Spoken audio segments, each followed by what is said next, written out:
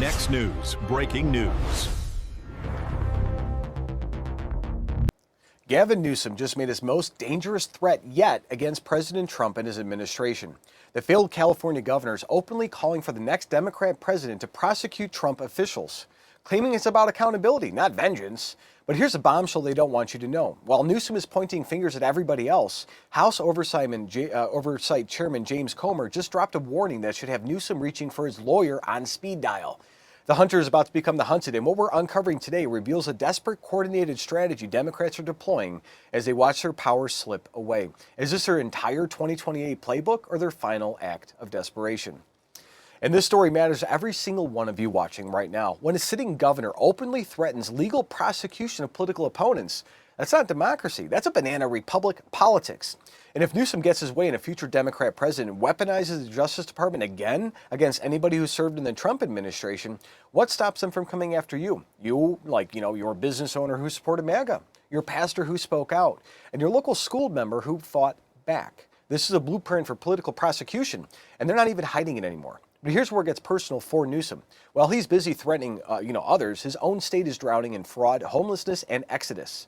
Californians are fleeing by the hundreds of thousands to red states because his policies made the Golden State unlivable. The highest taxes in the nation, the worst homelessness crisis in America, and gas prices that make your wallet cry. And now congressional investigators are circling, connecting Newsom to massive fraud schemes as he allegedly knew nothing about and did nothing to stop it. The man demanding accountability for others might be the one who needs it most. And now a word from one of our sponsors. Gary has tried hundreds of supplements over the years, and nothing, I mean nothing, has delivered results like C60 Evo. This Nobel Prize-winning molecule made lab animals live 90% longer. Now Gary knows why. His brain fog is gone. Joint pain that he's had for years is virtually eliminated. And Gary's wife Angie's skin looks 10 years younger. And his energy levels feel like he's 20 years younger. This molecule is 172 times more powerful than vitamin C and worth more than gold per ounce. And Chris Burris has been making this in his Houston lab since 1991. It's not just another antioxidant. It works at the cellular level, where aging actually happens. The Paris study showed the longest life extension in history. And now Gary's family is living proof it works. Visit c60evo.com and use code NNN for exclusive savings. Whether you want more energy, clearer thinking, better skin, or just to feel young again, this is your answer. Again, c60evo.com, use code NNN at checkout because 90% longer life starts with one decision. Don't wait, transform your health today. But here's what makes this whole scheme, I was going to say situation, but it's a scheme, more revealing. Newsom didn't just cook this up alone. He actually called Barack Obama for advice on redistricting, worried Obama might disapprove. And what did Obama say? He told Newsom he likes what he's doing and hopes he follows through. That's right, the same Obama who preached when they go low, we go high, is now blessing hardball power grabs and aggressive political warfare. The mask is completely off, folks. This is coordinated, this is calculated, and it gets even better when you see who Newsom is attacking now. Let's get into it. From Axios, we have Gavin Newsom explains on the Axios show that he reached out to Barack Obama for advice on California redistricting. Nervous, he disapproved based on when they go low, we go high. Let's see. When they go low, we go high. I was expecting that. And he cut right. I didn't even get into the conversation. And he says, I just want to let you know, I like what you're saying, all this, and I hope you do this. Barack Obama recently praised you for your leadership on Prop 50.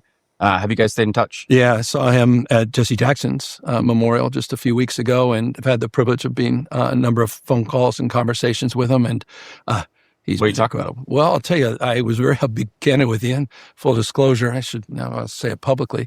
I remember calling him very nervous when I was seeking his advice. It wasn't even approval or support. It was just advice. Last summer. Yeah, on Prop 50.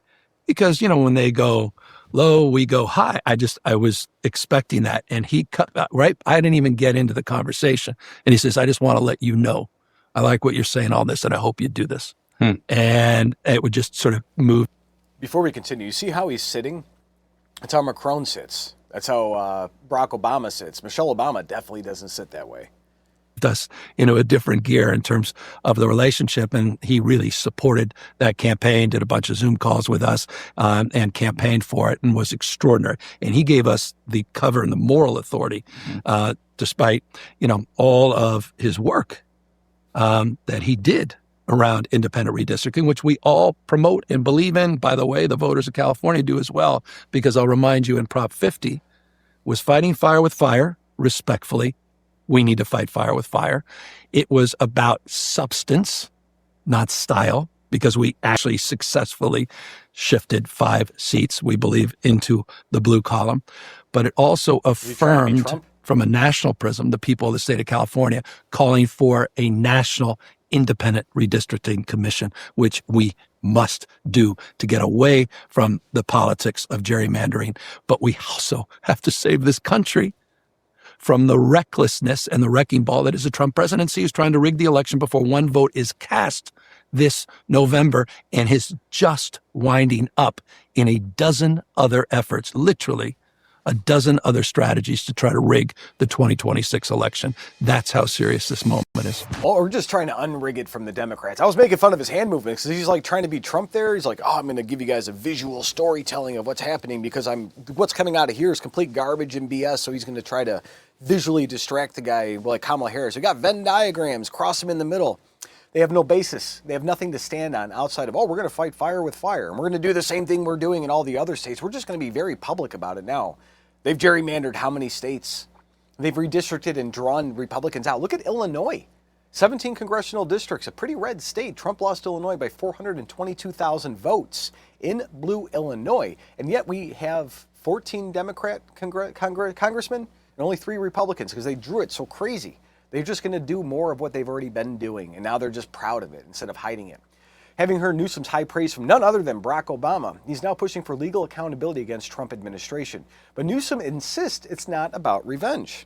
From, Western Lensman, Gavin Newsom wants the next Democrat president to ensure legal accountability.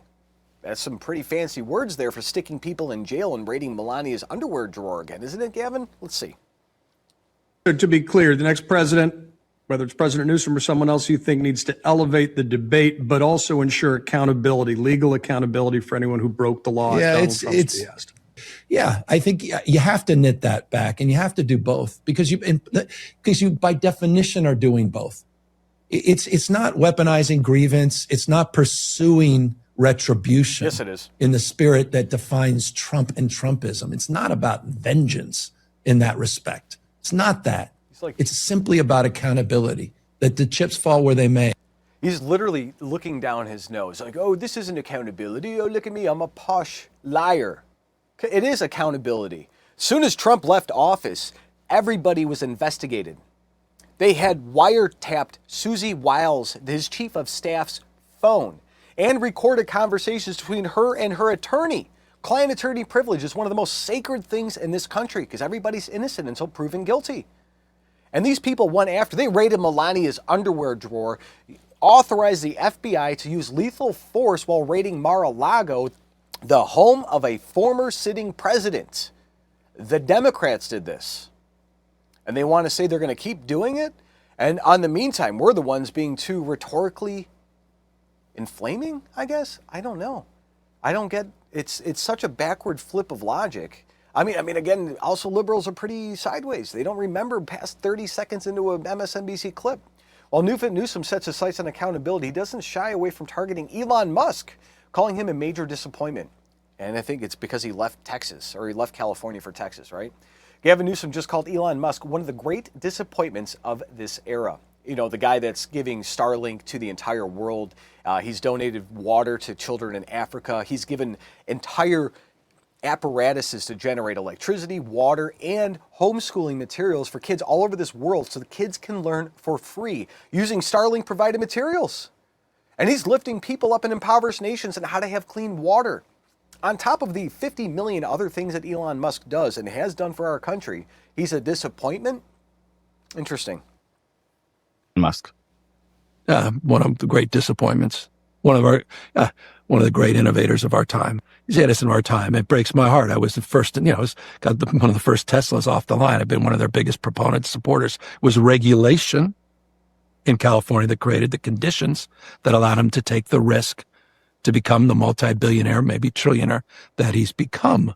But right now he's allowing, and I think this is Trump, not just Elon Musk, he's going to allow the greatest on goal in I think one of the most significant on goals in the next decade is ceding the EV space to China. Ceding the EV space to China. Again, renewable energy sources, got it. But when you have American manufacturers that are kneecapped by the administrations that, yeah, of course, we're going to domestically produce less EVs because they put such incredibly stringent controls on those automakers that we couldn't produce them cost effectively inside of the United States. They had to give out $30,000 to $50,000 incentives to offset the crazy tax burdens that were put on these manufacturers in the first place.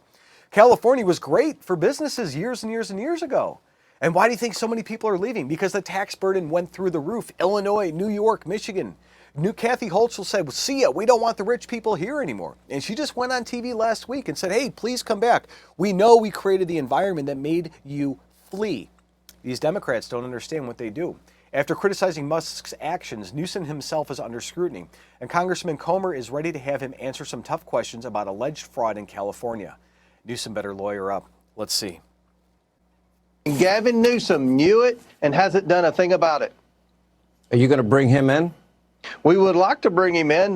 We're trying to start with some state employees. That's what we did in Minnesota. We proved in Minnesota that Governor Tim Walz and Attorney General Keith Ellison knew about the fraud. We know that as we speak, there have been dozens of people in Minnesota already arrested by the Trump Department of Justice for fraud, and they're putting a case together on hundreds more in Minnesota as we speak. So we're seeing accountability there. Now we want to see that in California. So Gavin Newsom better lawyer up. You better lawyer up.